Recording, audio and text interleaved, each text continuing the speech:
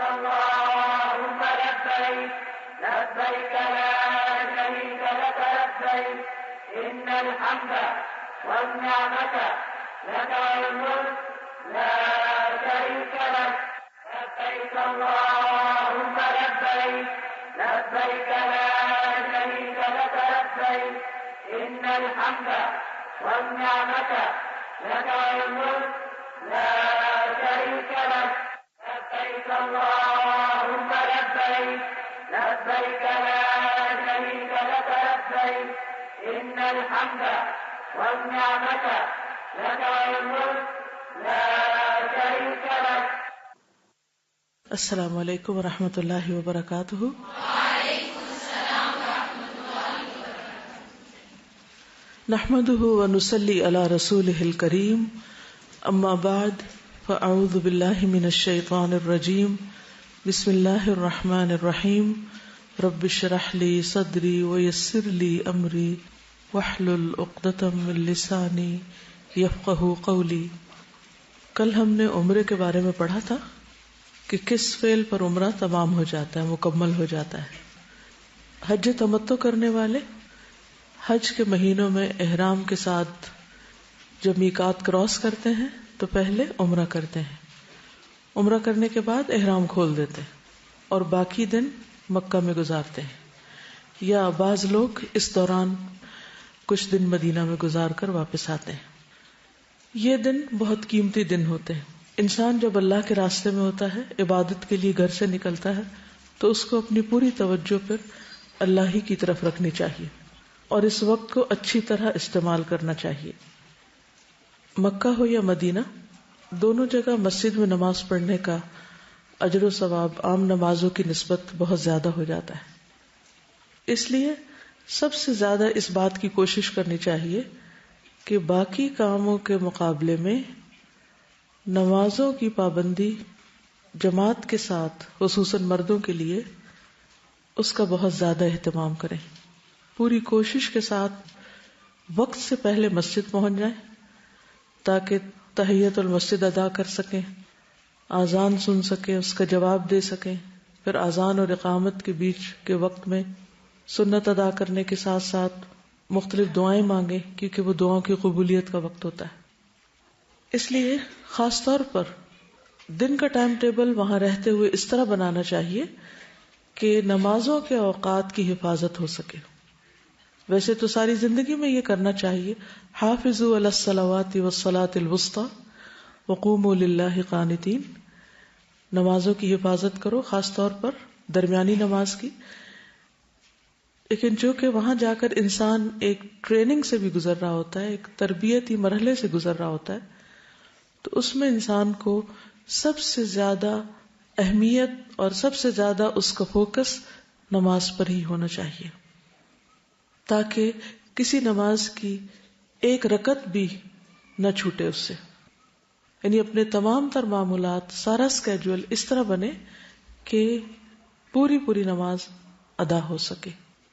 پھر اسی طرح نماز کے بعد بھی اگر انسان حرم میں بیٹھے تلاوت کرے، ذکر اذکار کرے، لوگوں سے میل ملاقات کرے، مختلف لوگوں کو آبزرو کرے، ان سے کچھ سیکھے، کچھ ان کو سکھائے، امر بالمعروف کرے، نہی عن المنکر کرے، تو یہ تمام چیزیں سفر حج کا ایک حصہ ہے. اور زیادہ سے زیادہ وقت، یعنی حج تو چند مناسک کے ادا کرنے کا نام ہے، لیکن مکہ اور مدینہ میں اپنی موجودگی کے وقت کو غنیمت جانے کہ معلوم نہیں یہ وقت دوبارہ ہاتھ آئے یا نہ آئے. اس لیے بازاروں میں گھومنے پھرنے، ادھر ادھر کی شاپنگ کرنے، یا لوگوں سے ملاقات کرنے، یا اور چیزوں کی طرف دھیان کرنے کی بنسبت زیادہ زیادہ عبادت کی طرف توجہ رہے. نمازوں، قرآن پاک کی تلاوت اور اذکار کے علاوہ کثرت سے طواف کرے. نفلی طواف دن میں جتنی دفعہ چاہے انسان کر سکتا ہے، الا یہ کہ آخری دنوں میں بہت رش بڑھ جاتا ہے حج کے قریب ترین دنوں میں، تو اس میں پھر خواتین کو ذرا پرہیز کرنے کی ضرورت ہے، خصوصاً ایسے اوقات میں جب بہت رش ہو. اس کے علاوہ حج کے کچھ آداب ہیں جنہیں ملحوظ رکھنا چاہیے. ہر چیز کے کچھ مینرز ہوتے ہیں. کسی بھی جگہ رہنے، کسی بھی جگہ پر جانے میں کیا کیا چیزیں ضروری ہیں وہ ہم سب کو عام طور پر معلوم ہوتی ہیں یا جانے سے پہلے ہم معلوم کرتے ہیں. عموماً ہم مناسک تو سیکھتے ہیں لیکن روزمرہ زندگی میں وہاں دوسرے لوگوں کے ساتھ رہنا کس طرح ہے، کیسے بہیو کرنا ہے، کیسے معاملات رکھنے ہیں، کیسا اخلاق ہونا چاہیے، اس چیز کی عموماً پرواہ نہیں کی جاتی. تو اس طرف توجہ بھی بہت ضروری ہے. اللہ سبحانہ وتعالیٰ نے قرآن مجید میں حج کا ذکر کرتے ہوئے کیا فرمایا؟ فَمَنْ فَرَضَ فِيهِنَّ الْحَجَّ فَلَا رَفَثَ وَلَا فُسُوقَ وَلَا جِدَالَ فِي الْحَجِّ. اور اسی طرح وَتَزَوَّدُوا فَإِنَّ خَيْرَ الزَّادِ التَّقْوَى، جاتے ہوئے ساتھ تقوی لے جائیں، اور وہاں پر جن چیزوں سے پرہیز کرنا ہے وہ رفث، فسوق اور جدال ہے. ان سب چیزوں سے کس طرح بچا جا سکتا ہے؟ وہ کون سی ایک خاص کوالٹی ہے کہ جو انسان کے اندر آ جائے تو ان چیزوں سے بچ سکتا ہے؟ کوئی نام لے گا اس کا؟ صبر. صبر آ جائے تو پھر ہی انسان لڑائی جھگڑے اور فتنے فساد سے اور جدال سے اور فسوق سے اور رفث سے بچ سکتا ہے. قرآن مجید میں اللہ تعالیٰ فرماتے ہیں وَجَعَلْنَا بَعْدَكُمْ لِبَعْدٍ فِتْنَةً أَتَصْبِرُونَ وَكَانَ رَبُّكَ بَصِيرًا. اور ہم نے تمہارے بعض کو بعض کے لیے ایک آزمائش بنایا ہے. انسان انسانوں کے لیے بہت بڑا امتحان ہے، بہت بڑا. ہم اپنے آس پاس کے لوگوں کی وجہ سے ہی خوش ہوتے ہیں اور انہی کی حرکتوں کی وجہ سے یا تکلیف دہ حرکتوں کی وجہ سے ہم غصے میں آتے ہیں یا ناراض ہوتے ہیں یا پریشان ہوتے ہیں یا اداس ہوتے ہیں. تو انسان ایک ایسی مخلوق ہے جو اکیلی بھی نہیں رہ سکتی، لیکن لوگوں کے ساتھ رہنا اس سے بھی زیادہ مشکل کام ہے. ہم کسی حال میں بھی راضی نہیں ہوتے اور یہ ایک بہت بڑا امتحان ہے ہم سب کا. جن لوگوں سے ہمیں فائدے پہنچتے ہیں ان سے نقصان بھی پہنچتے ہیں، اور جن سے کبھی تکلیف پہنچتی ہے ان سے خوشیاں بھی ملتی ہیں. اس لیے ہمیں صبر سے کام لینا ہوگا اگر ہم واقعی زندگی کے اس سفر میں کامیاب ہونا چاہتے ہیں، اور خصوصاً حج کے سفر میں. جب بھی کسی کی طرف سے کوئی تکلیف پہنچے تو یہ کہہ کے صبر کر لے یا یہ سوچ کے صبر کر لے کہ اس شخص سے فلاں اور فلاں فائدہ بھی تو مجھے پہنچا ہے. جب ہم کسی کے احسانات یاد رکھتے ہیں تو ہمیں اس کی طرف سے پہنچنے والی تکلیف بہت کم محسوس ہوتی. اور پھر ان الحسنات یذہبن السیئات، لوگوں کے اچھے رویوں کو یاد رکھنا ان کے تکلیف دہ رویوں کو بھلا دیتا ہے. نبی صلی اللہ علیہ وسلم نے فرمایا وہ مومن جو لوگوں سے ملتا جلتا ہے اور ان کی طرف سے آنے والی تکالیف پر صبر کرتا ہے وہ اس مومن سے اجر و ثواب میں کہیں زیادہ ہے جو لوگوں سے میل جول نہیں رکھتا کہ ان کی تکالیف پر صبر کرنے کی نوبت آئے. جب آپ ملیں گے ہی نہیں کسی سے تو آپ کو تکلیف ہی نہیں پہنچے گی. جب تکلیف ہی نہیں پہنچے گی تو آپ صبر کہاں کریں گے؟ صبر کی نوبت ہی نہیں آئے گی. تو صبر نہیں ہوگا تو اجر کہاں سے آئے گا؟ تو اس لیے اس اجر تک پہنچنے کے لیے لوگوں سے ملنا جلنا ضروری ہے. لوگوں کے علاوہ ہماری روزمرہ کی جو مشغولیات ہیں یا مصروفیات ہیں اور روزمرہ کے پروگرام کا لازمی حصہ وہ کھانا پینا ہوتا ہے جو حج میں بھی جاری رہتا ہے. عام طور پر لوگ وہاں کھانے پینے کی شکایات کرتے نظر آتے ہیں یا تبصرہ کرتے رہتے ہیں کھانے پر. کھانے سے پہلے اس بات کی فکر لگی رہتی ہے کہ کہاں سے کھائیں گے، کیا کھائیں گے. جب کھانا سامنے آتا ہے تو کچھ اس وقت باتیں بناتے ہیں، کچھ کھانے کے بعد. کیا ہم ان تبصروں سے رک نہیں سکتے؟ رک سکتے ہیں اگر ہماری زندگی میں کوئی اعلیٰ مقاصد ہو. تو کیا کرنا چاہیے؟ صبر کے ساتھ ساتھ شکر. جو بھی ملے اسے کھا لیں اور شکر ادا کریں. حدیث میں آتا ہے اللہ تعالیٰ اس بندے سے خوش ہوتا ہے جو ایک لقمہ کھا کر اس پر اللہ کا شکر ادا کرے یا ایک گھونٹ پیے اور اس پر اللہ کا شکر ادا کرے. تو کھا پی کر کیا کرنا چاہیے؟ شکر ادا کرنا چاہیے جو بھی ملے. اگرچہ یہ باتیں میں حج کی مناسبت سے کر رہی ہوں لیکن ان کو آپ یہاں بھی استعمال کر سکتے ہیں، ان سے فائدہ اٹھا سکتے ہیں، خصوصاً اگر آپ ہاسٹل میں رہ رہے ہو. کیونکہ ہاسٹل میں رہنا بھی ایسے ہی جیسے حج پہ جا کے رہنا. وہاں بھی اسی طرح لوگ ایک ایک کمرے میں کئی اکٹھے ہی رہ رہے ہوتے ہیں اور ہر وقت ایک ہجوم کا سا سما ہوتا ہے. پھر سکینت اختیار کرنا.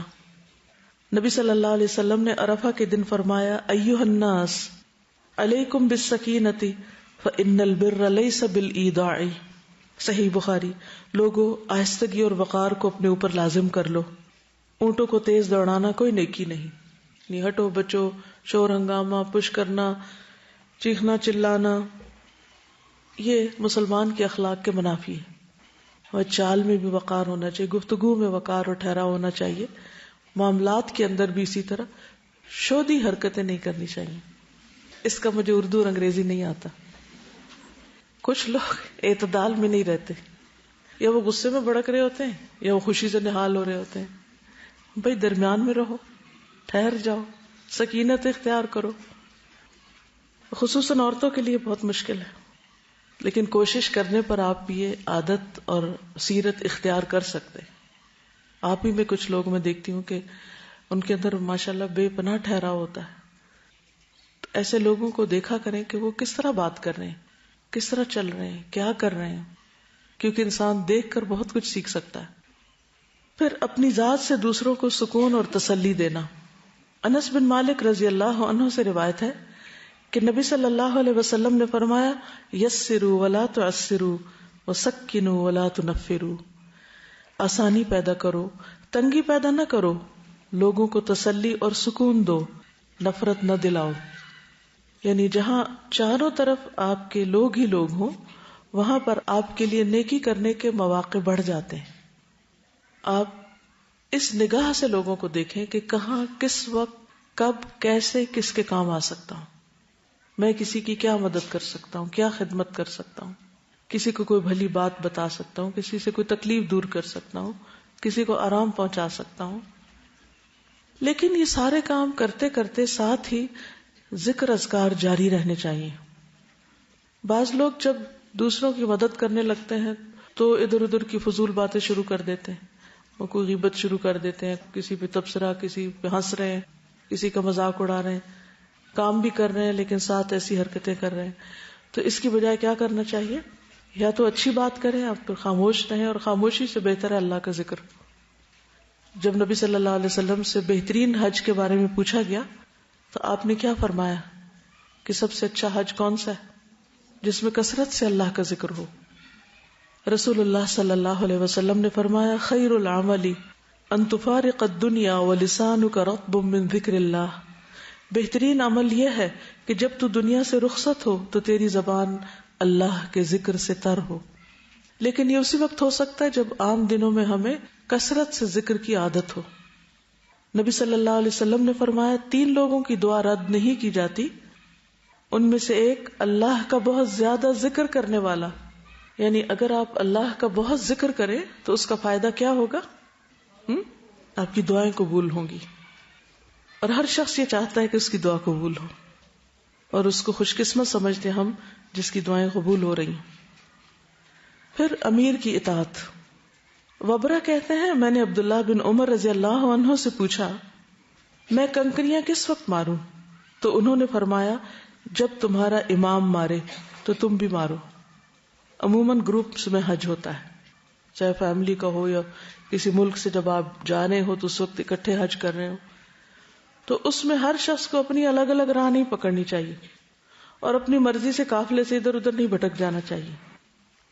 کیونکہ کچھ پتہ نہیں کہ اتنے رش میں کوئی کچلا جائے، کسی کو ہارٹ اٹیک ہو جائے، کچھ ہو جائے، اور پھر آپ کو کوئی پہچانتا نہ ہو، جانتا نہ ہو تو کتنی مشکل ہو. یا آپ راستہ ہی نہ کھو بیٹھیں، یا غلطی سے کسی لمبے راستے پہ نہ پڑ جائیں اور بلا وجہ کی مشقت میں پڑ جائیں اور آپ بہت سی اور دیگر خیر سے محروم ہو جائیں. تو اس لیے حج کے سفر میں اور کسی بھی اجتماعی سفر میں، خواہ کوئی ٹرپ ہو، کیا کرنا چاہیے؟ انسٹرکشنز کو غور سے سننا چاہیے اور ان کو فالو کرنا چاہیے. چاہے وہ گروپ ٹائم ہو یا کلاس روم ہو یا سفر میں ہو یا پھر حج پہ ہو.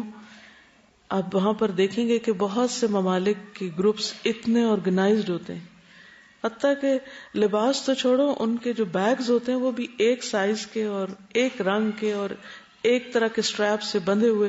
جس طرح اس وقت آپ لوگ مختلف رنگ کے سٹریپس پہنے ہوئے ہیں اپنے آئیڈینٹی کارڈ کے ساتھ، تو اسی طرح حج پر بھی لوگ بہت ہی آرگنائزڈ وے میں سفر کر رہے ہوتے ہیں اور وہ اس سنت پر عمل کر رہے ہوتے ہیں. اپنی مرضی کرنے میں سہولت تو بہت ہوتی ہے، لیکن بتائیے کہ کیا ہمیشہ ہی سہولت ہوتی ہے یا مشکل بھی ہوتی ہے؟ کبھی کیا مشکل ہوتی ہے؟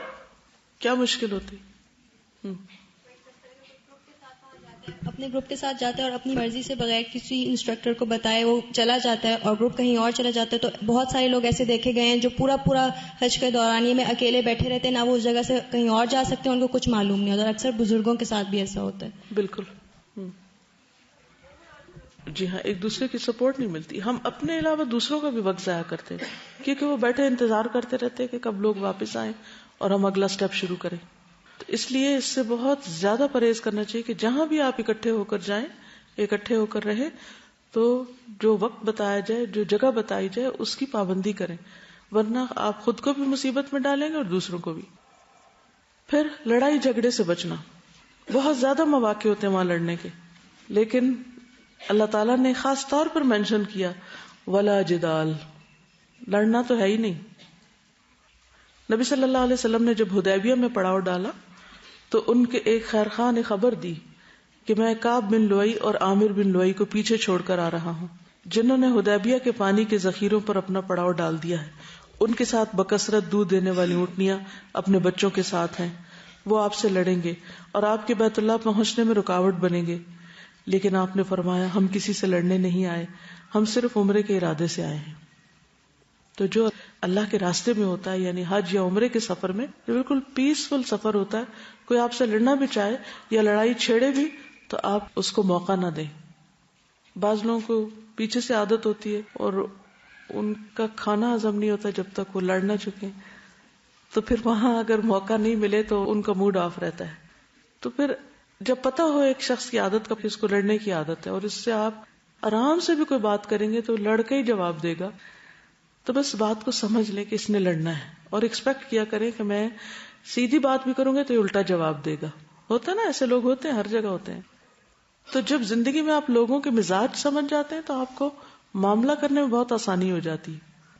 جس چیز کو آپ ایکسپیکٹ کر رہے ہوتے جب وہ سامنے آ جاتی تو آپ کہتے ہیں تو نارمل ہے، سو واٹ، یہ تو ہونا ہی تھا. پہلے سے آپ انتظار میں ہوتے اچھا وہ کیا ہوتا ہے. تو اسی طرح اگر اس سفر میں بھی آپ کا ساتھ کچھ ایسے لوگوں سے ہو جائے کہ جو بد اخلاق ہوں، بد زبان ہوں، بدتمیزی سے بات کرتے ہوں، اور آپ کو معلوم ہے یہ عادتیں بچپن سے پڑ جاتی ہیں لوگوں کو نا، بعض اوقات بڑے ہو کر بھی نہیں جاتی. وہ کسی بھی مقام پہ پہنچ جائیں لیکن ان کے پھر اخلاق نہیں بدلتے کیونکہ وہ ان ماحول کی پیداوار ہے نا. بعض اوقات ان کے بس کی بات نہیں ہوتی، ان کو سمجھ بھی نہیں ہوتی وہ کیا بول رہے ہیں، کیا کہہ رہے ہیں، احساس بھی نہیں ہوتا. چھوٹ چھوٹ کے تانے دیتے جاتے ہیں اور وہ اس کو اپنے بڑی سمارٹنیس سمجھتے ہیں، حالانکہ انتہا درجے کی بد اخلاقی ہوتی. اور خصوصاً اگر لوگوں کو یہ پتا ہو کہ آپ قرآن پڑھے ہوئے ہیں یا آپ دین پر چلنے والے ہیں اور پھر آپ سے یہ بد اخلاقیاں سرزد ہو رہی ہوں تو آپ دین کو بھی، قرآن کو بھی، باقی چیزوں کو بھی بدنام کر رہے ہیں. حالانکہ دین یہ تعلیم نہیں دیتا. یہ لوگوں کے اپنے اخلاق، مزاج، ان کے خاندان، ان کے ماحول ہوتے ہیں جن کا وہ رنگ چڑھائے ہوئے ہوتے ہیں اپنے اوپر. تو جب کوئی لڑنے جا رہا ہو تو پھر کنارہ کشی کر لیں. مسور بن مخرمہ سے روایت ہے کہ رسول اللہ صلی اللہ علیہ وسلم صلح حدیبیہ کے موقع پر مکہ جا رہے تھے. ابھی آپ راستے میں تھے کہ آپ نے فرمایا خالد بن ولید قریش کے سواروں کے ساتھ ہماری نقل و حرکت کا اندازہ لگانے کے لیے مقام غمیم میں مقیم ہے، اس لیے تم لوگ داہنی طرف ہو جاؤ. بس اللہ کی قسم خالد کو ان کے متعلق کچھ بھی علم نہ ہو سکا. یعنی وہ پتہ چلانے کے لیے کس طرح مسلمان جا رہے ہیں وہ دیکھنا چاہتے تھے. تو نبی صلی اللہ علیہ وسلم نے رستہ ہی بدل دیا. جب آپ کو پتا ہو کہ لڑنے والا وہ سامنے سے آ رہا ہے تو آپ کیا کریں؟ بہادری کا مظاہرہ کریں، آستینیں چڑھانے لگے؟ نہیں، رستہ بدل دیں. لوگوں کے ساتھ اچھے اخلاق سے پیش آئیں. یعنی یہ تو اس صورت میں جب کوئی آپ سے لڑنے آ رہا ہو، لیکن آپ خود جب معاملہ کریں تو اچھی طرح کریں.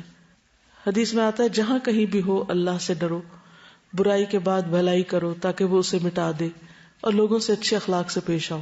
ہم انسان ہیں، غلطی، کمی، کمزوری ہم سب سے ہو جاتی، لیکن اس کے بعد کوشش کریں کہ پھر اچھا سلوک کر لیں، حسن اخلاق سے معاملہ کر لیں. نبی صلی اللہ علیہ وسلم نے فرمایا تم میں سب سے بہتر وہ ہے جس سے خیر کی امید ہو. یعنی آپ جب اس سے بات کریں تو آپ کو یہ اطمینان ہو کہ اس شخص سے مجھے خیر ہی ملے گی، کوئی بھلائی نصیب ہوگی، اور اس کے شر سے امن ہو. اور سب سے بدتر وہ ہے جس سے خیر کی توقع نہ ہو اور اس کے شر سے امن نہ ہو. پھر زبان کی حفاظت، اس پہ خصوصی دھیان دیں، اس کو لاک میں رکھیں، ناشکری کے جملے نہ بولے جو اللہ کی ناراضگی کا باعث ہوں.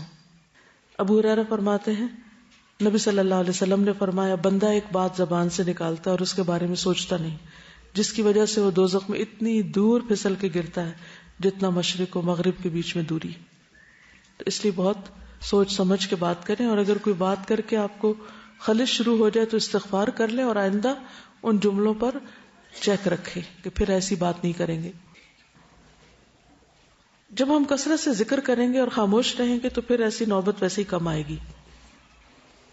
رسول اللہ صلی اللہ علیہ وسلم نے فرمایا اللہ اس بندے پر رحم فرمائے جو فائدہ مند بات کرتا ہے یا پھر خاموش رہ کر سلامت رہتا ہے. یعنی یہ نہیں کہ ایک مصنوعی خاموشی طاری کر لیں، جب ضرورت کے موقع پر بھی کوئی نہیں بولتا اس سے بھی دوسروں کو پریشانی لاحق ہوتی ہے، تو اس پریشانی سے بھی دوسرے کو بچانا چاہیے. تو اللہ تعالیٰ اس پر رحم کرے جو فائدے کی بات کرے، یعنی فائدے کی بات کرنے والے پر اللہ کی رحمت ہے. یا پھر اگر نہیں ہے کوئی فائدے کی بات، کام کی بات، تو خاموشی اختیار کر کے سلامت رہیں. پھر نظروں کی حفاظت، کیونکہ حج کے لیے کثرت سے مرد اور کثرت سے عورتیں گئی ہوتی ہیں اور باہم اختلاط بھی بہت ہوتا ہے. اس لیے کوشش کریں کہ کسی نامحرم پر نظر نہ پڑے. یعنی آپ چلیں اس طرح کہ جیسے آپ کے آس پاس کوئی بھی نہیں، فوکس کریں اپنے منزل پہ، اپنے مقصد پہ. تو ہر ناجائز غیر ضروری چیز پہ فوکس نہ کریں، اس پہ توجہ نہ دیں. چیزیں نظروں سے آگے سے گزریں گی، لوگ گزرتے جائیں گے، نظر ٹھہرائے نہیں کسی پہ. یعنی ہر شخص کو یہ معلوم ہے کہ نظروں سے اگنور کرنا کیا ہوتا ہے، کس طرح انسان اپنی حفاظت کر سکتا ہے. لوگوں کے ہجوم میں، بھیڑ میں، جو چاروں طرف بھی مرد ہوں تو بھی آپ کو طریقہ آنا چاہیے کہ آپ نے اپنی نگاہ کی حفاظت کس طرح کرنی. نبی صلی اللہ علیہ وسلم نے فرمایا، صحیح حدیث ہے، 3 افراد کی آنکھیں روز قیامت آگ کو نہیں دیکھیں گی. ان میں سے ایک وہ آنکھ ہے جس نے اللہ تعالیٰ کے حرام کردہ امور سے نظروں کی حفاظت کی، یعنی کسی کے سطر پہ نظر نہیں ڈالی، یا عورت مرد کے چہرے کو یا مرد عورت کے چہرے کو نہ دیکھے. تو جو اپنی نظروں کی حفاظت کرے گا اللہ سبحانہ و تعالیٰ قیامت کے دن اس کی حفاظت فرمائیں گے. پھر عمل بالمعروف اور نہی عن المنکر اور دعوت اللہ کا کام ساتھ ساتھ کرتے جانا. نبی صلی اللہ علیہ وسلم نے فرمایا، جب لوگ گناہ کا کام ہوتے ہوئے دیکھیں اور اس سے نہ روکیں تو عنقریب ان سب کو اللہ کا عذاب گھیر لے گا. تو ہاتھ سے بھی روک سکتے ہیں، زبان سے بھی روک سکتے ہیں، اور مختلف طریقے سے سمجھا کے بھی لوگوں کو، ویسے کوئی لڑ رہا ہے تو اس کو بیچ میں صلح کرا دیں، کوئی اور چھلکا پھینک رہا ہے، پانی گرا رہا ہے، پانی بچے ضائع کر رہے ہوتے ہیں وہاں بیٹھ کے. بعض لوگ پانی 1 کپ میں پینا چاہیے 2 اکٹھے میں پینا شروع کر دیتے ہیں، پی کے نیچے پھینک دیتے ہیں. بہت سے غلط کام ہو رہے ہوتے ہیں. تو آپ ان کو اپنے عمل سے بھی بتا سکتے ہیں، خود آگے بڑھ کے ان چیزوں کو ٹھیک کر کے بھی، روک کے بھی. مثلا نبی صلی اللہ علیہ وسلم حج پہ جا رہے تھے، ایک عورت نے آپ کو راستے میں روک کر ایک سوال کیا، اس کے پاس بچہ تھا، اس نے آگے بڑھا اور کہا، یا رسول اللہ کیا اس پر بھی حج ہے؟ تو آپ نے فرمایا نہیں، اور آپ نے یہ بھی بتایا کہ اگر تم اس بچے کو حج کراؤ گی تو تمہارے لیے اس کا اجر ہے. فرض نہیں ہے بچے پہ، لیکن اگر بچہ ماں کے ساتھ حج کرتا ہے تو ماں کو اجر ملے گا اس کا.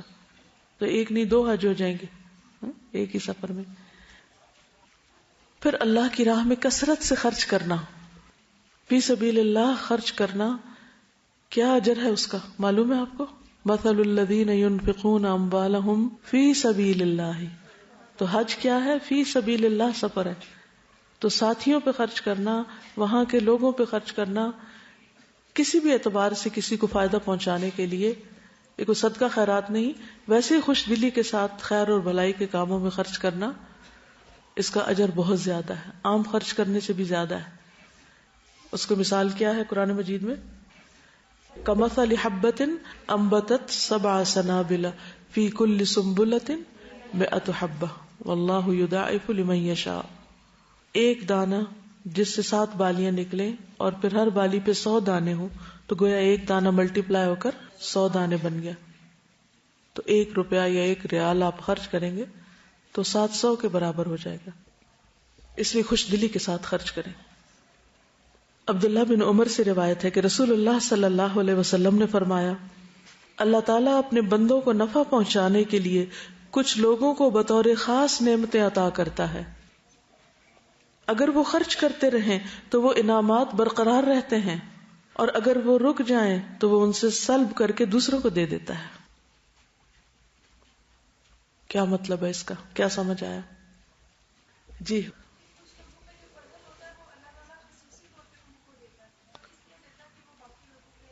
باقیوں کو دے، یعنی کچھ لوگوں کے پاس جو دوسروں کے مقابلے میں زیادہ ہے.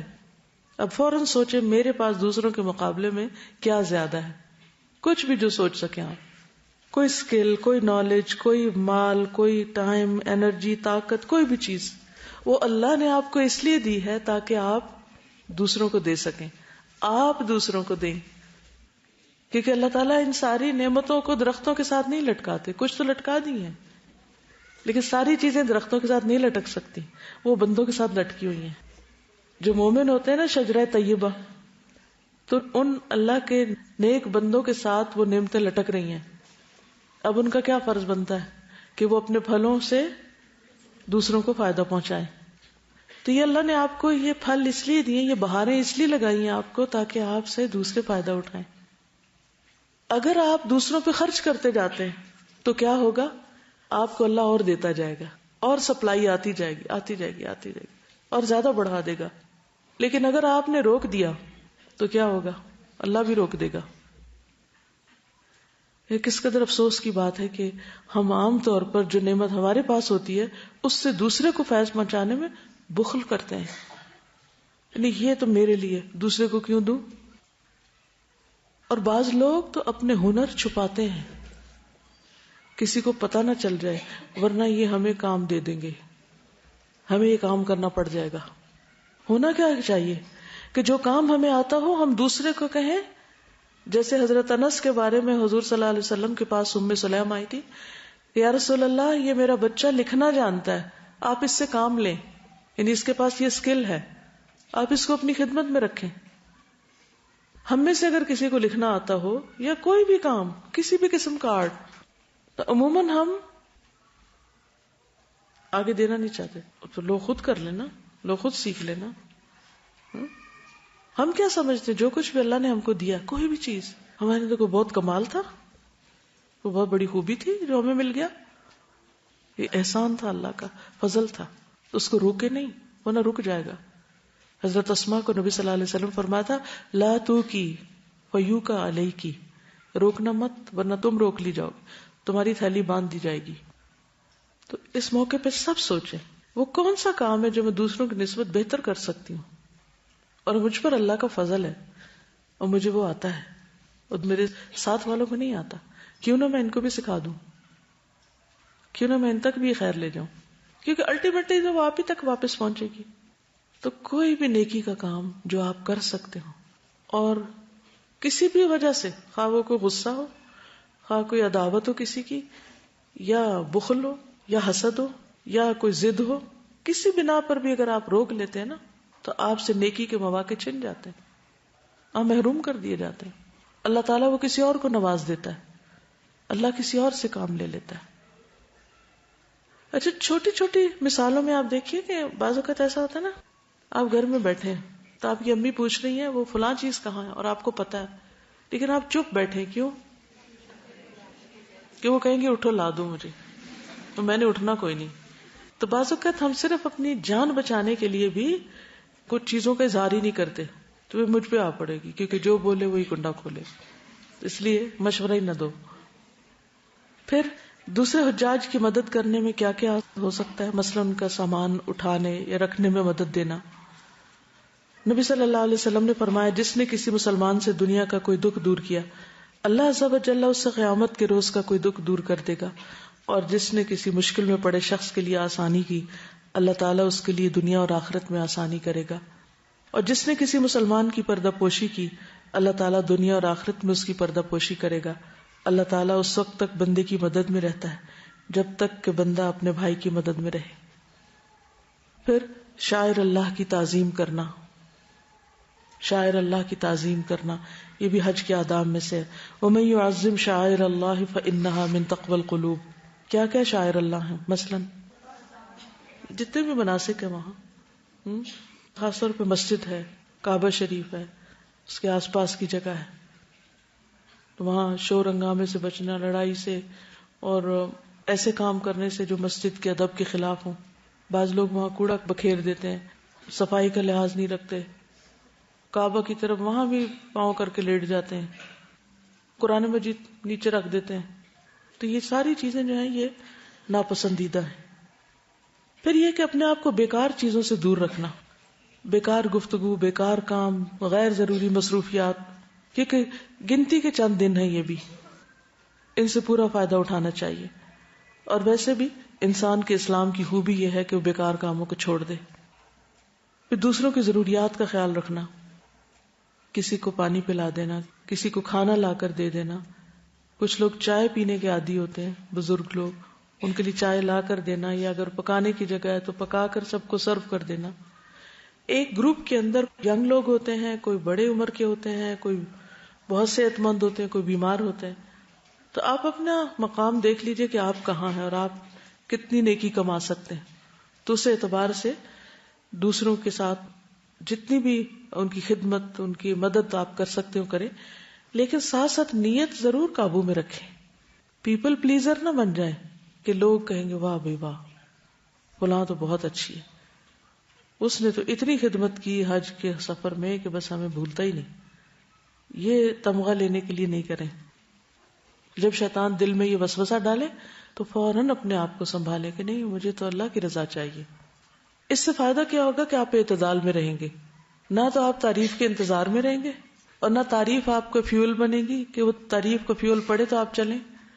آپ چلتے رہیں گے حتیٰ کہ جب لوگ تعریف نہیں کریں گے یا بعض اوقات تعریف کے بجائے تنقید کریں گے تو بھی آپ اپنا کام کرتے رہیں گے، کیونکہ آپ کو پتہ ہے کہ آپ اللہ کے لیے کر رہے ہیں، ان کے لیے تو کر ہی نہیں رہے تھے. پھر یہ ہے کہ اس راستے میں جو تکلیفیں ہیں ان کا ذکر نہ کریں اور ان کو بہت زیادہ بار بار دہرائیں نہیں، کیونکہ مومن کو تو عام حالات میں اگر ایک کانٹا بھی چپ جاتا ہے تو اس پر بھی اجر ہے. اور یہ تو اللہ کے راستے کا سفر ہے، کیونکہ شکوہ کس سے کر رہے ہیں کہ اللہ تیرے راستے میں یہ اور یہ مشکل پیش آئی. نہیں، نادانی میں بھی ایسی باتیں نہ کریں، کیونکہ جو مسلمان جب اس کو دنیا میں کوئی کانٹا بھی چبھے اور اس پر وہ ثواب کی نیت سے صبر کرے تو اس وجہ سے اللہ تعالیٰ قیامت کے دن اس کے گناہ معاف کر دیں گے. تو ہائے ہائے نہیں بچائے رکھنا چاہیے. پھر اسی طرح اگر بیمار ہو جائیں حج کے سفر میں، علاج دوا کے ساتھ ساتھ اپنے ساتھیوں کو، آس پاس کے لوگوں کو تنگ نہ کریں، پریشان نہ کریں. بخار بھی چڑھے تو جسم سے اس طرح گناہ جھڑتے ہیں جیسے سوکھے پتے درخت سے جھڑتے ہیں. تو یہ سارے گناہوں کو جھاڑنے کے طریقے ہوتے ہیں، تو اس کا بھی بہت ذکر نہ کریں. پھر دوسروں میں صلح کروانا. بعض اوقات آپ کے گروپ میں 2 لوگ آپس میں لڑ بیٹھتے ہیں اور وہ بولنا چالنا چھوڑ دیتے ہیں، تو صلح کرانا کتنی بڑی نیکی ہے. نماز، روزے، حج، زکوٰۃ سے بھی بڑی اجر و ثواب میں بڑھ جاتی ہے. کیونکہ ہوتا ہی ہے کہ جب 2 لوگوں کی لڑائی ہو جاتی ہے یا آپس میں کوئی مس انڈرسٹینڈنگ ہوتی ہے، پھر آپ کو غیبت بھی سننی پڑتی ہے اور بدگمانیاں بھی بعض اوقات آپ کے دل میں آ جاتی ہیں اور بعض اوقات دوسروں کو آپ بلٹل کرنے لگتے ہیں. تو بہتر ہے کہ جلد از جلد ان کی دوستی کرا دی جائے. اس سے انشاءاللہ تعالیٰ آپ کے حج کا سفر جو ہے وہ خوشی سے گزرے گا. کہتے ہیں یوم الترویہ. عرب لوگ حج کے سفر پر روانہ ہونے سے پہلے اس دن اونٹوں کو خوب پانی پلاتے تھے، سیراب کرتے تھے، یعنی سیرابی کا دن. تو یوم الترویہ یا اس سے پہلے حج کے مناسک کو پھر دوہرا لیں. یعنی ایک تو آپ گھر سے ٹریننگ لے کر گئے، عمرے کے بعد آپ پھر عام یعنی روزمرہ زندگی گزارنے لگے ایک طرح سے، اور اب خاص حج کے دن آ گئے تو دوبارہ ان کو دہرائیں. صحیح الجامع میں آتا ہے، ابن عمر سے روایت ہے، نبی صلی اللہ علیہ وسلم نے یوم الترویہ سے 1 دن پہلے لوگوں کو خطبہ دیا اور ان کے مناسک سکھائے. پھر حج تمتع کی نیت کرنے والے افراد غسل کر کے اپنی قیام گاہ سے احرام باندھیں. جس ہوٹل میں آپ ٹھہرے ہوئے ہیں، جس جگہ پر آپ رکے ہوئے ہیں، وہیں سے احرام پہنے. مسجد عائشہ جانے کی یا کہیں اور جانے کی ضرورت نہیں. رسول اللہ صلی اللہ علیہ وسلم نے فرمایا جو لوگ میقات کے اندر رہتے ہوں وہ اپنے شہروں سے احرام باندھیں، حتیٰ کہ مکہ کے لوگ مکہ ہی سے احرام باندھیں.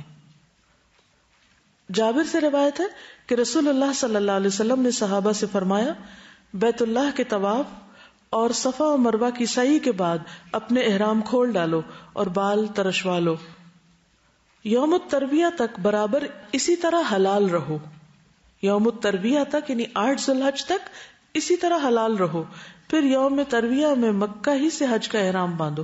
صحیح بخاری کی روایت ہے. لبیک حجن کہہ کر حج کی نیت کریں. انس رضی اللہ عنہ کہتے ہیں جب ہم مکہ آئے تو آپ کے حکم سے جن لوگوں نے حج تمتع کا احرام باندھا تھا سب نے احرام کھول دیا، پھر 8ویں تاریخ کو سب نے حج کا احرام باندھا. نیت کرنے کے بعد ایک بار یہ کلمات ادا کریں، اللہم حجۃ لا ریاء فیہا ولا سمعۃ، اے اللہ میرے اس حج سے نہ دکھاوا مقصود ہے نہ شہرت مطلوب. منہ سے بول کے کہیں کہ اللہ حج کر رہا ہوں دکھانے کے لیے یا شہرت کے لیے نہیں. اس کے بعد تلبیہ پڑھیں. جابر رضی اللہ عنہ نے بیان کیا کہ ہم نبی صلی اللہ علیہ وسلم کے ساتھ حجۃ الوداع میں مکہ آئے، پھر 8ویں ذی الحج تک ہم حلال ہو گئے، اور مکہ سے نکلتے ہوئے جب ہم نے مکہ کو اپنی پشت پہ چھوڑا تو حج کا تلبیہ کہہ رہے تھے. یعنی پہلا تلبیہ کب شروع ہوا تھا؟ جہاز میں شروع ہوا تھا، ٹھیک ہے. اور کب ختم ہوا تھا؟ جی مسجد حرام میں پہنچ کر. اب اس کے بعد تلبیہ ختم، عام ذکر کرتے رہیں. دوبارہ تلبیہ کب شروع ہوگا؟ 8 ذی الحج کو جب دوبارہ احرام پہنا جائے گا حج کے لیے، ٹھیک ہے. لبيك اللهم لبيك لبيك لا شريك لك لبيك إن الحمد والنعمة لك والملك لا شريك لك لبيك اللهم لبيك لبيك لا شريك لك لبيك إن الحمد والنعمة لك والملك لا شريك لك لبيك اللهم لبيك لبيك لا شريك لك لبيك إن الحمد والنعمة لك والملك لا شريك لك. ابن عمر رضی اللہ عنہ 8ویں ذی الحجہ میں نماز ظہر پڑھنے کے بعد جب سواری پر اچھی طرح بیٹھ جاتے تو لبیک کہتے. ٹھیک ہے، لبیک شروع کب کرنی چاہیے؟ جب سواری پہ بیٹھ جائیں. خواتین حالت حیض میں بھی احرام کی نیت کریں گی، وہ طواف کے علاوہ باقی تمام ارکان ادا کر سکتی ہیں. عائشہ رضی اللہ تعالیٰ عنہ فرماتی ہیں کہ ہم رسول اللہ صلی اللہ علیہ وسلم کے ساتھ حج کے لیے اس طرح نکلے کہ ہماری زبانوں پر حج کے علاوہ اور کوئی ذکر ہی نہ تھا، یعنی تلبیہ ہی تلبیہ تھا. جب ہم مقام صرف پہنچے تو مجھے حیض آ گیا. میں اس غم میں رو رہی تھی کہ نبی صلی اللہ علیہ وسلم تشریف لائے. آپ نے پوچھا کیوں رو رہی ہو؟ میں نے کہا کاش میں اس سال حج کا ارادہ ہی نہ کرتی. آپ نے فرمایا شاید تمہیں حیض آ گیا. میں نے کہا جی ہاں. آپ نے فرمایا یہ چیز تو اللہ تعالیٰ نے آدم کی بیٹیوں کے لیے مقرر کر دی ہے، اس لیے جب تک تم پاک نہ ہو جاؤ طواف بیت اللہ کے علاوہ حاجیوں کی طرح تمام کام انجام دو. شاید اس میں یہی حکمت تھی کہ حضرت عائشہ ہم سب کے لیے ایک نمونہ بن جائے. حضرت عائشہ فرماتی ہیں کہ میں نے نبی صلی اللہ علیہ وسلم کے ساتھ حجۃ الوداع کیا. میں تمتع کرنے والوں میں سے تھی، یعنی وہ حج تمتع کر رہی تھی، اور ہدی یعنی قربانی کا جانور اپنے ساتھ نہیں لے کر گئی تھی. پھر وہ حائضہ ہو گئی اور عرفہ کی رات آ گئی اور ابھی تک وہ پاک نہیں ہوئی تھی. اس لیے انہوں نے کہا اللہ کے رسول صلی اللہ علیہ وسلم آج عرفہ کی رات ہے اور میں عمرہ کی نیت کر چکی تھی. آپ نے فرمایا اپنے سر کو کھول دو، کنگھی کرو اور عمرہ کو چھوڑ دو. میں نے ایسا ہی کیا. پھر میں نے حج پورا کیا. اور پھر انہوں نے عمرہ کب کیا تھا؟ جب سب لوگ واپس جا رہے تھے تو اس وقت آپ نے عمرہ بھی کیا، کیونکہ سب عمرہ اور حج دونوں کر رہے تھے، تو انہوں نے بھی پھر واپسی پہ عمرہ کر لیا. حج کے بعد مکہ سے منا کے لیے روانہ ہو اور ظہر سے پہلے منا پہنچ جائے، یہ مسنون طریقہ ہے. عبدالعزیز بن رفیع بیان کرتے ہیں میں نے انس بن مالک سے پوچھا رسول اللہ صلی اللہ علیہ وسلم نے ظہر اور عصر کی نماز 8ویں ذی الحجہ میں کہاں پڑھی تھی؟ اگر آپ کو نبی صلی اللہ علیہ وسلم سے یاد ہے تو مجھے بتائیے. انہوں نے جواب دیا کہ منا میں. بعض لوگ اس دن پھر حرم چلے جاتے ہیں اور یہ سوچتے ہیں کہ حرم میں نماز پڑھ کے پھر ہم جائیں گے، یہاں 1,00,000 نمازوں کا ثواب ہے. لیکن کیا کرنا چاہیے؟ منا میں پڑھنی چاہیے. اب اس کا ثواب زیادہ ہے. کیوں؟ کیونکہ نبی صلی اللہ علیہ وسلم کی سنت ہے. منا میں 5 نمازیں ظہر، عصر، مغرب، عشاء اور اگلے دن کی فجر قصر کر کے اپنے اپنے وقت پر ادا کریں. منا میں ظہر اپنے وقت پر، عصر اپنے وقت پر، مغرب اپنے وقت پر اور عشاء اپنے وقت پر، اور فجر بھی اپنے وقت پر، لیکن قصر. عبداللہ بن مسعود کہتے ہیں میں نے نبی صلی اللہ علیہ وسلم، ابو بکر اور عمر کے ساتھ منا میں 2 رکعت یعنی 4 رکعت والی نماز 2 رکعت میں قصر میں پڑھی. یہ صحیح بخاری کی روایت ہے. جابر بیان کرتے ہیں آپ نے منا میں ظہر، عصر، مغرب اور عشاء اور فجر کی نمازیں پڑھی. یعنی 5 نمازیں وہاں پڑھی جاتی ہیں اگلے سفر سے پہلے. ابن عباس سے مروی ہے نبی صلی اللہ علیہ وسلم نے منا میں 5 نمازیں پڑھی. یاد رہے گی یہ بات؟ یہاں نمازوں پر لوگ لڑائی جھگڑے شروع کر دیتے ہیں، قصر پڑھنی ہے یا نہیں پڑھنی. آپ ان کو یہ حدیث بتا دیں اور اس کے بعد لڑنے سے قطعی پرہیز کریں. کوئی بحث کو آئے بھی تو خاموشی اختیار کریں، اور آپ خود وہ کریں جس پر آپ کے دل کا اطمینان ہے، چاہے سارا قافلہ کچھ اور کر رہا ہو. یعنی نماز کے وقت کہ وہ قصر نہ بھی پڑھیں تو آپ اس لیے پڑھیں کہ نبی صلی اللہ علیہ وسلم نے پڑھی تھی. رات کو منا میں قیام کریں. عبداللہ بن عباس فرماتے کہ بیت اللہ کے طواف کے بعد آپ کعبہ کے پاس اس وقت تک نہ گئے جب تک میدان عرفات سے واپس نہ آ گئے. یعنی منا سے مکہ نہیں آنا. ٹھیک ہے. منا میں منظم انداز میں بیٹھے. ایک صحابی کہتے ہیں کہ رسول اللہ صلی اللہ علیہ وسلم نے منا میں لوگوں کے سامنے خطبہ دیا اور ان کو اپنے ٹھکانوں پر اتارا، اور آپ نے قبلہ کے داہنی طرف اشارہ کرتے ہوئے فرمایا مہاجرین یہاں اترے، قبلے کے بائیں طرف اشارہ کرتے ہوئے فرمایا انصار یہاں اترے. پھر باقی لوگوں کے لیے حکم ہوا کہ وہ ان کے ارد گرد اترے. یعنی یہ تنظیم کا ایک طریقہ تھا نا کہ مہاجرین ادھر آ جائیں، انصار ادھر آ جائیں اور باقی لوگ ان کے ارد گرد ہو جائیں. یعنی ایک طرح سے 2 کیمپ بنا دیے. اب آپ 8 تاریخ سے مکہ سے یا مدینہ سے آتے ہوئے منا کی طرف آئے. کب پہنچنا ہے؟ ظہر سے پہلے، اور رات یہی گزارنی ہے. 5 نمازیں یہی پڑھنی ہے. یہ 3 اہم کام ہیں. اب صبح ہو گئی، 9 ذی الحج ہو گیا، یوم العرفہ. یہ حج کا اہم ترین رکن ہے، عرفہ کا قیام. اور عرفہ کا وقوف فرض ہے. رہ جائے تو حج ہی نہیں ہوتا، نہ کوئی فدیہ دے کے اس کی تلافی ہو سکتی. عبد الرحمن بن یامر کہتے ہیں میں رسول اللہ صلی اللہ علیہ وسلم کی خدمت میں حاضر ہوا جبکہ آپ میدان عرفات میں تھے. اسی دوران میں نجد کی طرف سے کچھ لوگ آئے اور ان میں سے ایک شخص نے کہا، تو اس نے پکار کر کہا اے اللہ کے رسول حج کیسے ہے؟ تو رسول اللہ صلی اللہ علیہ وسلم نے ایک شخص کو حکم دیا اور اس نے پکار کر کہا حج تو عرفات کا دن ہے، الحج عرفہ.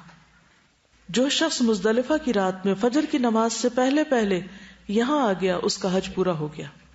عرفہ میں وقوف یا عرفہ کا قیام ظہر کے بعد شروع ہوتا ہے. اگر کوئی ظہر سے پہلے عرفہ سے گھوم پھر کے چلا گیا حج نہیں ہوگا. لیکن کب تک رکنا ہوتا ہے یہاں؟ مغرب تک. ہاں اگر کوئی شخص مغرب کے بعد یہاں پہنچتا ہے تو بھی اس کا حج ہو جائے گا. ٹھیک ہے. عبد الرحمن کہتے ہیں میں نبی صلی اللہ علیہ وسلم کے پاس تھا، کچھ لوگ آئے اور حج کے بارے میں پوچھا. آپ نے فرمایا حج عرفات میں ٹھہرنے کا نام ہے. جو شخص مزدلفہ کی رات 9 اور 10 ذی الحج کی درمیانی رات طلوع فجر سے پہلے میدان عرفات میں پہنچ گیا اس کا حج ہو گیا. گویا ظہر سے لے کر ظہر کے بعد عصر، عصر سے مغرب، مغرب سے عشاء، عشاء سے لے کے فجر سے پہلے تک جو شخص عرفات میں آ کے ٹھہرتا ہے اس کا حج ہو جاتا ہے. واضح؟ اوکے. اب چونکہ حج عرفہ کے دن کے وقوف کا نام ہے تو عرفہ کا دن نہایت اہم دن ہے، بہت ہی فضیلت والا دن ہے. رسول اللہ صلی اللہ علیہ وسلم نے فرمایا اللہ تعالیٰ عرفہ کی شام، عرفہ کی آفٹرنون اہل عرفہ کی وجہ سے اپنے فرشتوں کے سامنے فخر فرماتا ہے. یعنی جو لوگ عرفہ میں ہوتے ہیں ان کے اوپر فخر کرتا ہے اور کہتا ہے میرے ان بندوں کو دیکھو جو میرے پاس پراگندہ حال اور غبار آلود ہو کر آئے. جب آپ مکہ سے نکلتے ہیں نا احرام پہن کے، صاف ستھری چادریں ہوتی ہیں، بہت فریش، خوشی خوشی آپ منا میں آتے ہیں. منا بھی صاف ستھرا، بہت اچھے انتظامات ہوتے ہیں. آپ فجر تک نمازیں پڑھ کے جب وہاں سے نکلتے ہیں عرفات کی طرف فجر کے بعد تو کافی لمبی لائنیں ہوتی ہیں، دھوپ بھی چڑھ چکی ہوتی ہے، اور اپنی منزل ٹھکانے تک پہنچتے پہنچتے کافی حال خراب ہو چکا ہوتا ہے. اور وہ جگہ ایسی نہیں ہوتی جہاں آپ دوبارہ نہا کے فریش ہو جائیں، نہانے والی کوئی جگہ نہیں ہوتی. آج کے دور میں بھی جہاں اتنے انتظامات ہیں وہاں عرفہ کا دن ہر ایک کے لیے غبار آلود دن ہے، کیونکہ آپ کو 24 گھنٹے ہو چکے ہیں تقریباً احرام پہنے ہوئے، کوئی چادریں پہنی ہوئی ہیں آپ نے. اور وہاں ایسا نہیں ہے کہ آپ کسی جگہ گاڑی پر وہیں اتریں گے اور پھر ساتھ ہی بیٹھ جائیں گے. بازو کا دور دور اتارتے ہیں، پھر آپ کو بتایا جاتا ہے فلاں جگہ آپ کا خیمہ ہے، وہاں تک آپ کو پیدل چل کے جانا ہوتا ہے. اور بہت سے لوگ تو مکہ سے ہی پیدل سفر شروع کرتے ہیں، مینا میں رکتے ہیں، پھر وہاں سے پیدل شروع کر دیتے ہیں اور عرفات تک پیدل ہی آتے ہیں. تو بہرحال وہ سب اپنے شوق سے جاتے ہیں، محبت سے جاتے ہیں. اور یہی وہ وقت ہے، یہی وہ دن ہے جس میں سال کے سارے دنوں سے زیادہ بندوں کے گناہ معاف ہوتے ہیں. پورے سال میں سب سے زیادہ جس دن اور جس وقت میں گناہوں کی معافی ہوتی ہے وہ یہی دن ہے. انس بن مالک کہتے ہیں نبی صلی اللہ علیہ وسلم نے عرفات میں وقوف کیا. وقوف کا مطلب کھڑے ہو کر دعائیں مانگی، اور سورج لوٹنے کے قریب تھا، غروب کے. پس آپ نے فرمایا اے بلال میرے لیے لوگوں کو خاموش کراؤ. بلال کھڑے ہوئے، کہا رسول اللہ صلی اللہ علیہ وسلم کے لیے خاموش ہو جاؤ. لوگ خاموش ہو گئے. آپ نے فرمایا لوگوں ابھی جبریل علیہ السلام میرے پاس آئے، میرے رب کی طرف سے انہوں نے مجھے سلام کہا اور کہا اللہ تعالیٰ نے عرفات والوں کی مغفرت کر دی ہے اور آپس کے حقوق کی ضمانت دے دی. پس عمر بن خطاب نے کھڑے ہو کر عرض کیا اے اللہ کے رسول کیا یہ ہمارے لیے خاص ہے کہ ہماری بخشش ہو گئی ہے؟ فرمایا یہ تمہارے لیے بھی ہے اور جو تمہارے بعد آئیں قیامت تک ان سب کے لیے بھی ہے. یعنی تمہارے لیے بھی ہے اور جو قیامت تک یہاں آتے رہیں گے ان سب کے لیے بھی ہے. کیا؟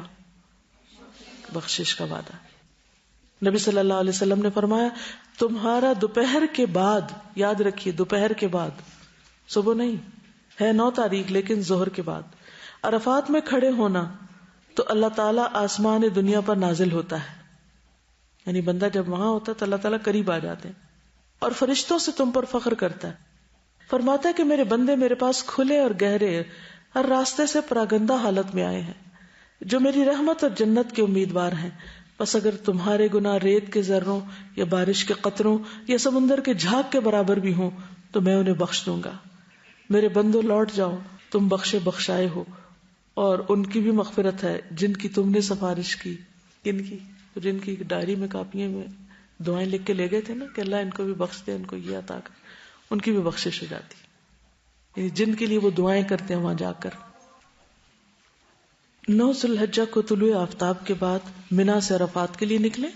جابر رضی اللہ عنہ بیان کرتے ہیں منا میں فجر کی نماز پڑھنے کے بعد آپ صلی اللہ علیہ وسلم تھوڑی دیر ٹھہرے حتیٰ کہ سورج نکل آیا. آپ نے اپنے لیے بالوں کے بنے ہوئے خیمے کے متعلق حکم دیا اور وہ نمرہ میں لگا دیا گیا جہاں مسجد نمرہ ہے.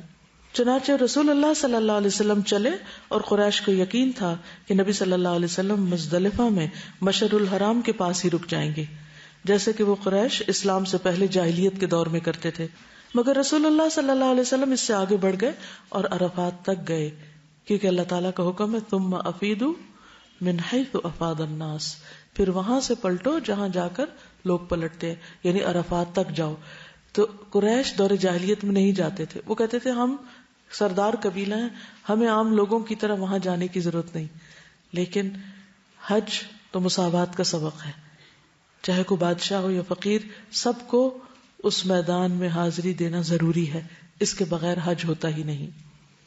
منا سے عرفات جاتے ہوئے تکبیر اللہ اکبر، تحلیل لا الہ الا اللہ اور تلبیہ لبیک اللہم لبیک پکارے.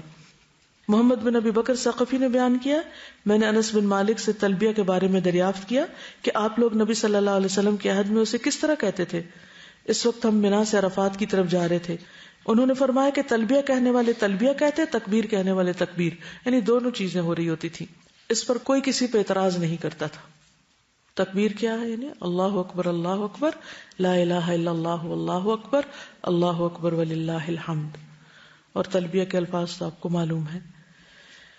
مسجد نمرہ میں زوال آفتاب کے بعد خطبہ حج پوری توجہ اور خاموشی سے سننا چاہیے.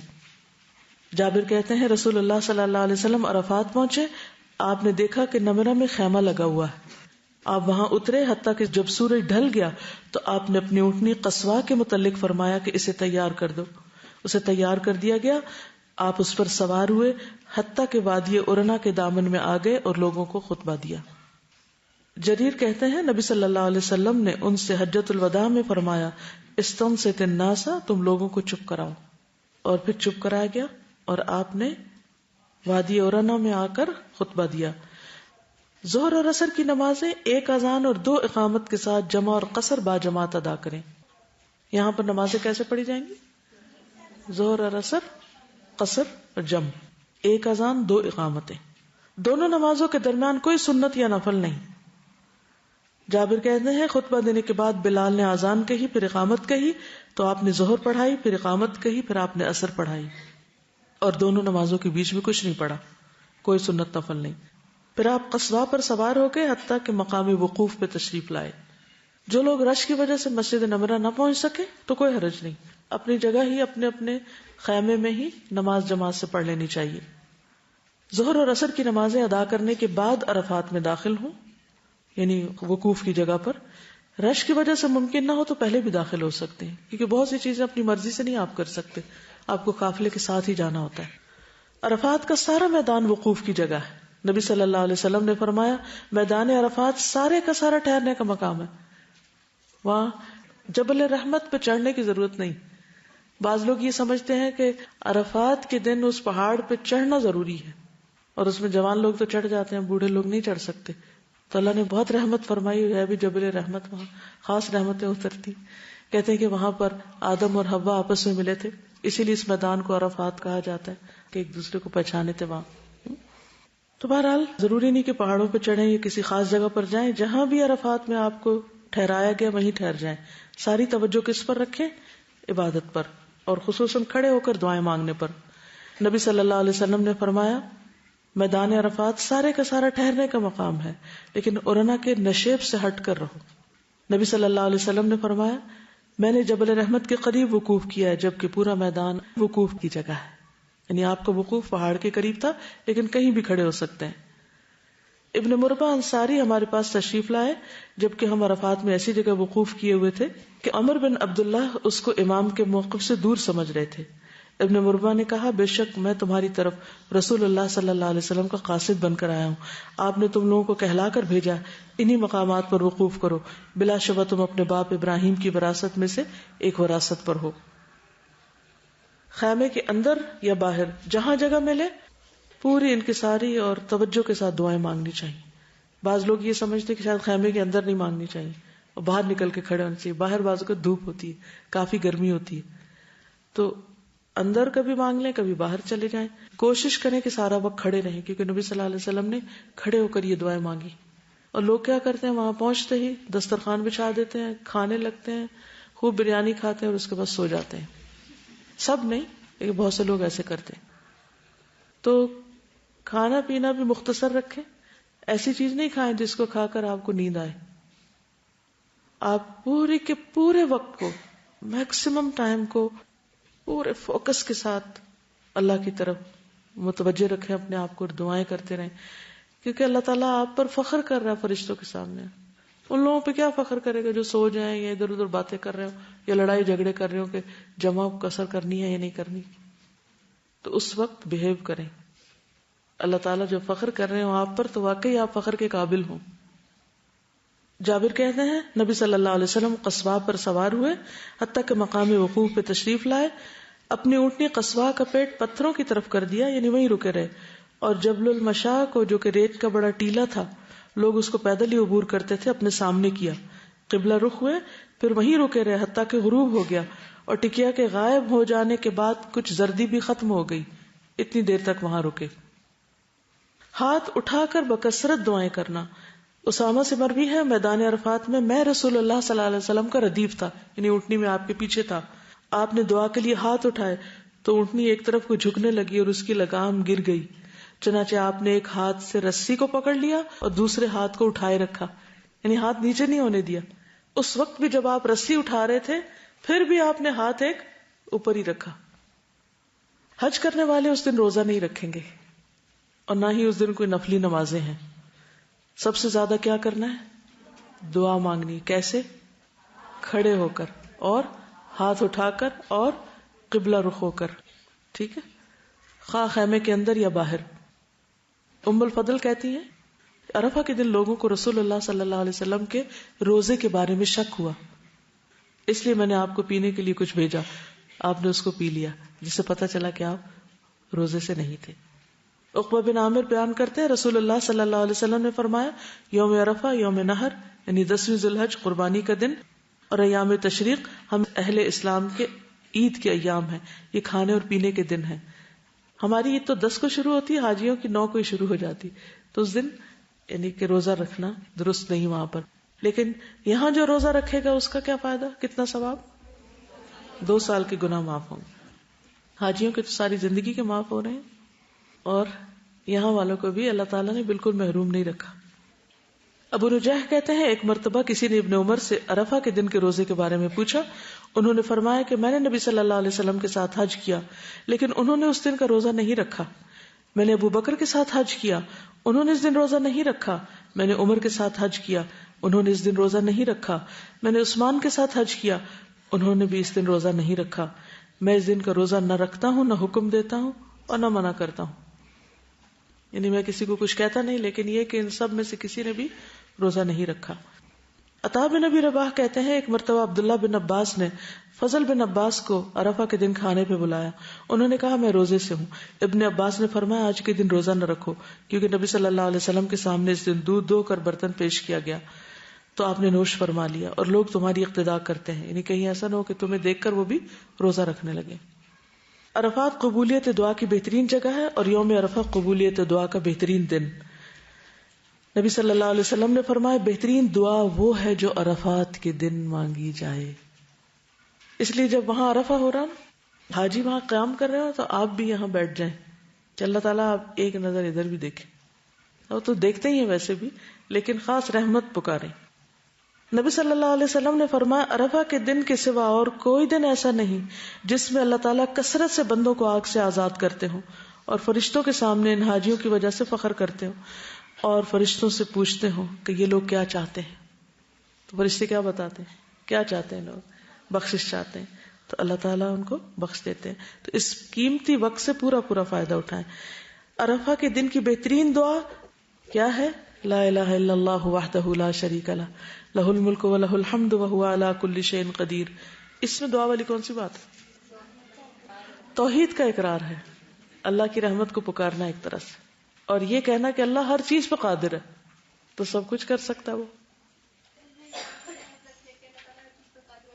بالکل جو دل میں خیال آئے اور جو چیزیں ہمیں زندگی مشکل لگتی ہیں وہ کیا سوچ کے انسان مانگے کہ اللہ ہر چیز پر قادر ہے. اوکے، سبحانک اللہم و بحمدک اشہد ان لا الہ الا انت استغفرک و اتوب الیک. السلام علیکم و رحمۃ اللہ وبرکاتہ.